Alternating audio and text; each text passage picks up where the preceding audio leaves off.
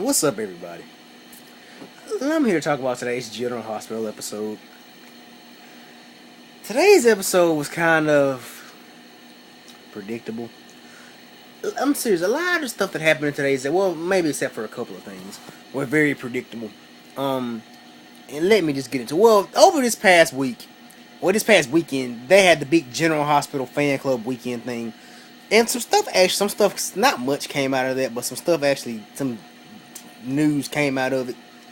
We found out that Laura Wright has renewed her contract. We found out that she had renewed her contract for 4 years, for 4 more years. Well, from what I understand, when everybody renews their contract, it's for 4 years, most likely at least 2 to 4 years. And also, when people get put on contract, it's like 4 years, 2 to 4 years, about 4 years. But anyway, I also found out that Rebecca Herbst also renewed her contract for 2 more years. And we also found out that I almost called her Rachel Onions. That we know Rachel Onions played Audrey, but I almost called her this. But Emma Samms, she is coming back as Holly Scorpio. Well, Holly, what's her last name? Lovett. Well, I know that was Ethan's mother, Holly, and we all know used to be married to Robert back in the day. Robert Scorpio back in the day. She's returning. From what I understand, it's gonna be involving this Luke storyline, and apparently she's already taped some scenes. So, that's really most of the news we've actually had that really came out of the. And we also found out that Connie's gonna be killed off, but who didn't see that coming? We found out from Kelly Sullivan during her little fan club event that they are in fact going to kill Connie off. I knew that was gonna happen way before she even announced it, but she taped her last scenes. On Friday. Last Friday was her last day on set. So, but anyway, let's get into today's video. That's really all that came out of General Hospital Fan Club weekend. Nothing really major. There's a couple of contract renewals and nothing about any storylines or whatnot. Really about we found out that Connie was being killed off, but that's the only thing that we found out today. We found out from over the weekend. Let's get into today's episode. I've already wasted about like 2 minutes talking about that. But anyway, let's get into today's episode. Today's episode, like I said, was kind of predictable. Let me start off with this whole EOQ stuff. That stuff was actually kind of some of the best stuff in today's episode. It was very comedic. He's very comedic in a way. We found out that AJ, from what we found out on Friday, that AJ will regain control of EOQ. He will continue to be the CEO of EOQ. And we also figured out why he's CEO of EOQ. Tracy was sitting there trying to figure out who could have voted against her. First, she thought it was Brooklyn. We know Ned's daughter. She thought she was the one that voted against her, but Diane told her no. Brooklyn voted for you. Then she said no. Maya probably. I really couldn't stand Maya. She probably voted against me. She's like, no, Maya voted for you. Tracy's like, well, other person with 5%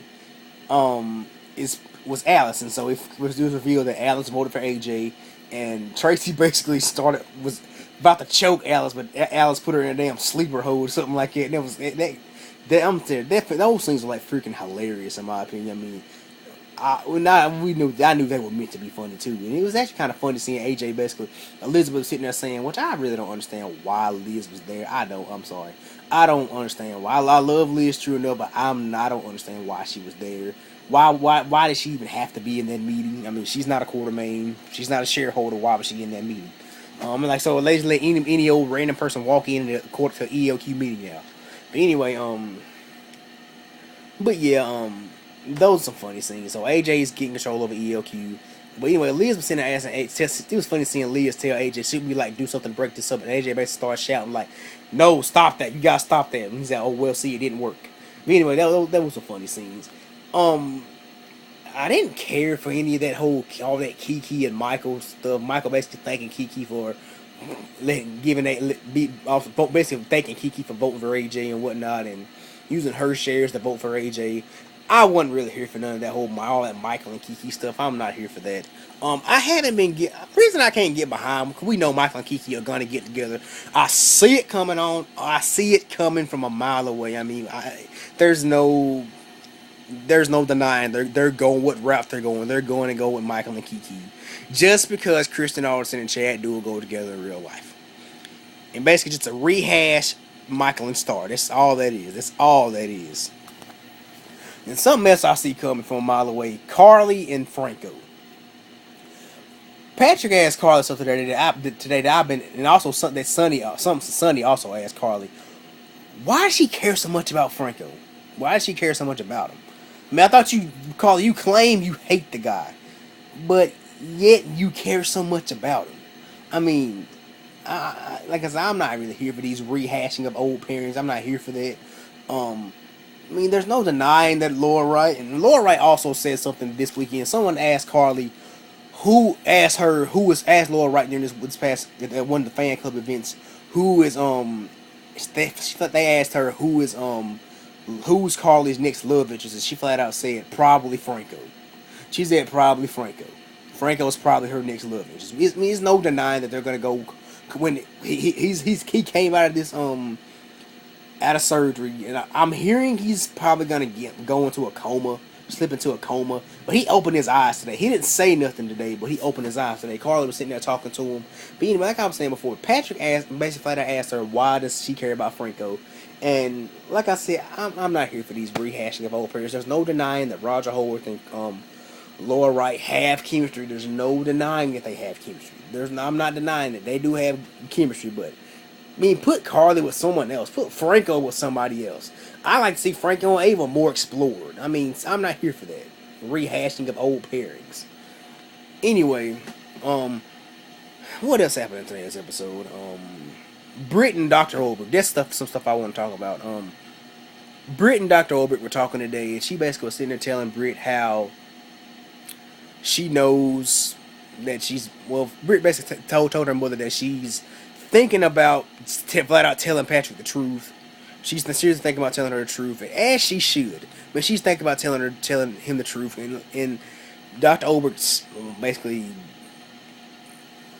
told her everything's almost over. Why would you tell the truth? Tell the truth now. Everything's almost complete. And she's basically like, Britt was basically like, I can't get Patrick to love me. Patrick doesn't want anything to do with me. I can't get him to love me. And she's basically like telling her telling her mother how she couldn't get Faison to love her, and she gave Faison the baby. He still didn't love her. She's basically saying, well, at least Patrick will want something to do with this child. Patrick will want something to do with this child, unlike you and my father. You guys didn't want anything to do with me. And I agree, and I understand that's kind of why Britt. And I understand now that's why Britt's the way she is. She never got any attention from her mother and father when she was a kid. I mean, I understand that. I understand. I've been understanding when I found out that Faison and Dr. Holbrook were her parents. I understand why she's the way she is. But anyway, and it kind of made you feel sorry for Britt in a way. But anyway, a little bit. Like I said, I am starting to like Britt. They are kind of humanizing the character. They're not making her this